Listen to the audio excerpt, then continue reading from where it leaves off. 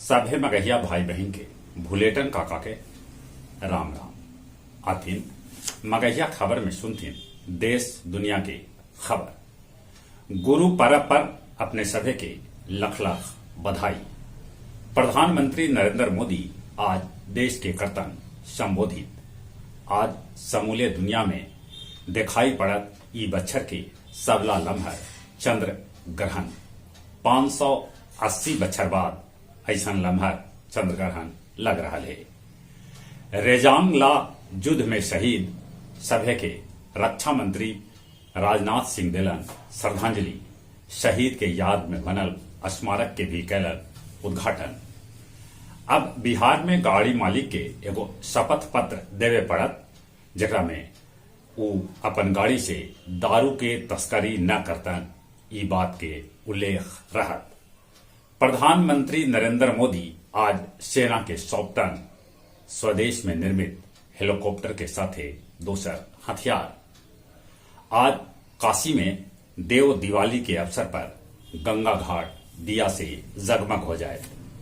दिल्ली में जमुना नदी के 225 तक साफ करे के बाद कहलन है दिल्ली के मुख्यमंत्री अरविंद केजरीवाल।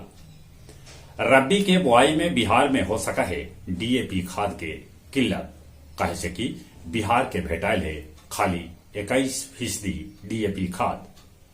झंझारपुर एडीजे अविनाश कुमार पर चैम्बर में घुस के घोघरा डीह के थानेदार टानलन रिवॉल्वर।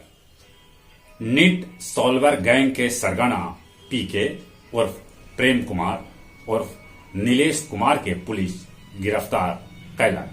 पीके पटना सचिवालय में लिपिक पद पर कार्यरत है। इंग्लैंड से पटना आयल एगो युवक निकलल कोरोना पॉजिटिव, अस्पताल में कैल गेल भर्ती। पाकिस्तान में अद्यतन दुष्कर्मी के नपुंसक बनावे के कानूनी मंजूरी भेटा गेल। दुबई के एयर शो में भारतीय वायुसेना लेलक भाग। कनाडा में बाढ़ से भारी तबाही। काबुल के पश्चिमी हिस्सा में बम धमाका हुए।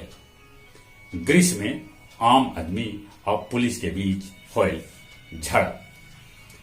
गया गुरुद्वारा में आज गुरु नानक देव जी के 552वां जन्मोत्सव धूमधाम से मनावल जाए।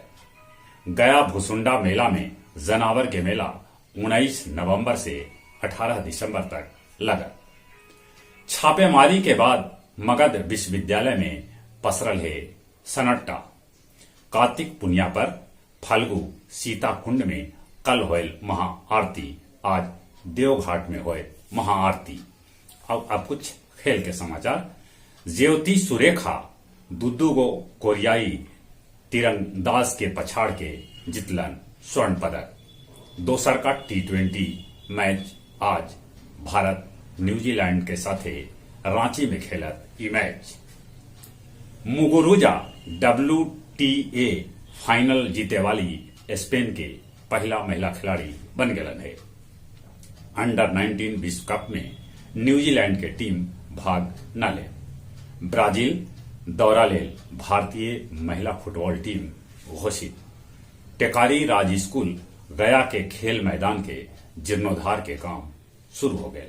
जहां तक मौसम के सवाल है, मुंबई में असमय वर्षा होने से मुंबई के आदमी के जीवन अस्त व्यस्त हो गए।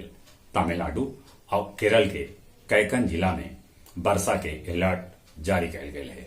चली अपने सभे से निहोरा कोरोना से बचे लेल मुंह होना पर मास्क लगाथिन, सोशल डिस्टेंसिंग के पालन करथिन। जब उम्र 18 बच्चा से ऊपरे है तब कोरोना के वैक्सीन जरूर लेथिन। चली एक बार फिर से अपने सभे के भूलेटन काका के राम राम।